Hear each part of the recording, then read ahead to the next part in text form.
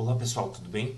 Aqui é o professor Lucas. Estou iniciando esse vídeo hoje para passar algumas dicas para a prova discursiva do CNU.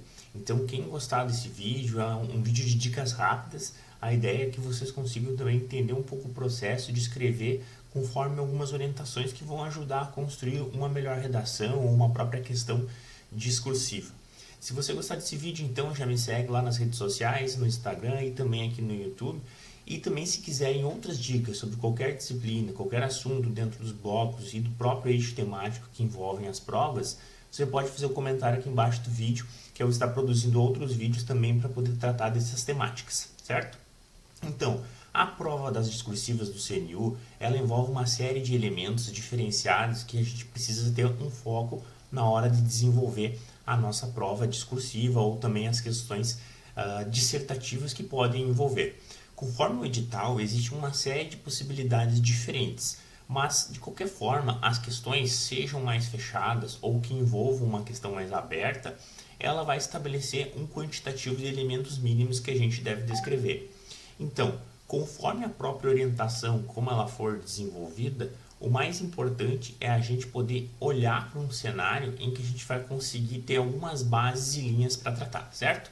Então eu estabeleci algumas dicas mínimas que a gente tem que pensar aqui como uma orientação mais fundamental. A primeira ideia é, quando a gente se depara com a questão, nós devemos olhar para os comandos que ela exige. Então, se a questão solicitar conceitos, explicações, a pedir exemplos sobre alguma temática, por exemplo, um conceito de políticas públicas, quando a questão estabelecer a necessidade de exemplos, quando a questão peça para diferenciar algum conceito, esses são elementos obrigatórios que devem constar no nosso trabalho. Então a gente já sabe que se não existir uma tratativa desses pontos dentro da questão dissertativa, nós não vamos já atingir a nota máxima ou uma nota ideal ou uma nota melhor, porque a gente não apresentou esses pontos. Então, de uma forma ou de outra, nós precisamos primeiro olhar a questão do que ela estabelece e focar nos comandos, no explique, no identifique, a apresentação de exemplos, conceitue, são questões fundamentais e a gente pode fazer isso conforme num rascunho com base em alguns pontos. Uma segunda dica que eu tenho para apresentar para vocês é pensar numa ideia de quantidade de linhas. O CNU, o edital, não estabeleceu essa quantidade, então poderia ter mais, podem existir relações com questões que envolvam 60 linhas, embora isso não seja possível e muitos especialistas indiquem que há uma improbabilidade, dessas questões e não uma impossibilidade, mas vamos imaginar que a prova possa ter 20, 30, 40, 50, 60 linhas. Indiferentemente do tamanho, nós precisamos tentar escrever quase o máximo dessa quantidade. Por quê? Se a prova estabelecer 30 linhas e o gabarito fechado dessa questão vai trazer provavelmente questões que vão exigir a escrita nesse quantitativo. Então, por exemplo, se a prova solicitar essas 30 questões, ela vai questionar o candidato em alguns pontos sobre um determinado assunto que estabeleça a necessidade de ele apresentar parágrafos em linhas diferentes para ocupar todo esse espaço para responder o gabarito. Então, imagine que uma questão peça para fazer uma diferença entre balança de scorecard, matriz SWOT. Necessariamente eu vou precisar ocupar um espaço maior do que 10 linhas para fazer essa diferenciação. Então, boa parte das questões possíveis de serem tratadas na dissertativa vão envolver necessariamente um quantitativo mínimo que é muito próximo, na verdade, dessa quantidade de linhas que a banca vai estabelecer ali no concurso. Se existir uma questão com 60 linhas mínimas, é possível que o conteúdo desejado pelo avaliador para tratar dessas questões que ele se coloca não tenha como escrever com menos de 50, 55 linhas, certo, gente? É a minha opinião sobre a possibilidade de atingir uma nota máxima dentro de uma estrutura de uma dissertação ou de uma própria redação. Uma outra dica que eu trago aqui é a apresentação de conceitos, certo, gente?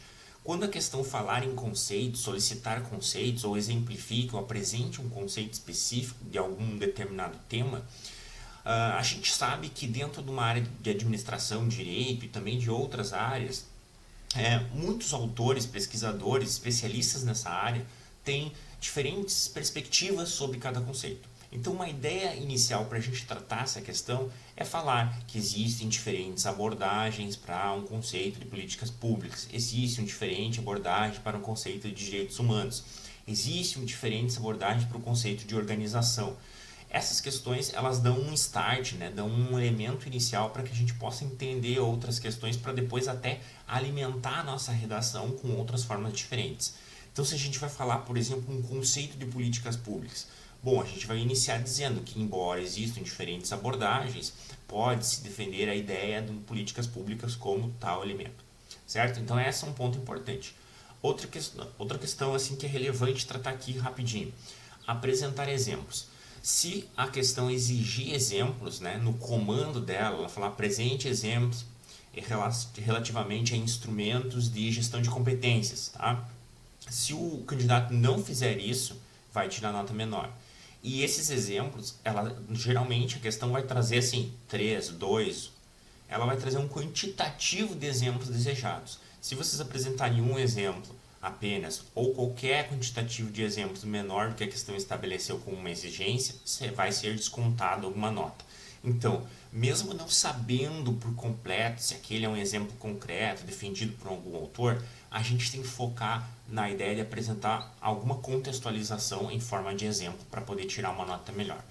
E um outro ponto são as bases de fundamentação.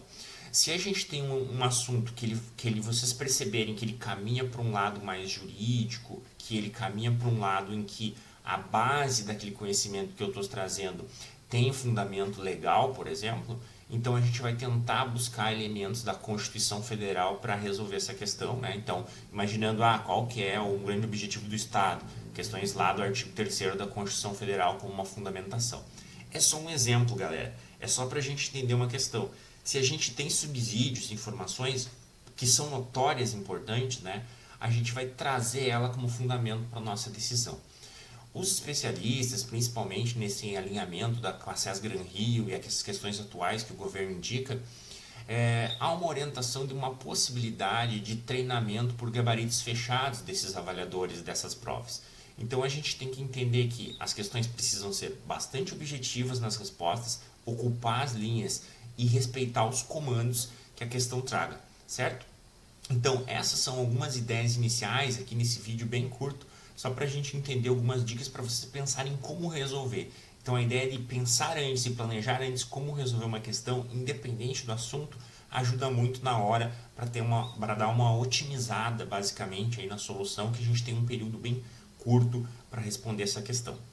Certo, galera? Então eu queria agradecer por vocês acompanharem aqui mais esse vídeo, e se quiserem falar sobre uma outra temática, entender algum outro assunto, comentem aí no vídeo sobre qual assunto vocês gostariam de ver um comentário ou uma aula específica sobre algum conteúdo do CNU, principalmente do bloco 7, do bloco 4, e a gente vai tratar aqui, eu vou encaminhar alguns vídeos para que vocês possam também chegar mais preparados para a prova, certo? Valeu, gente, me sigam lá nas redes sociais, até mais!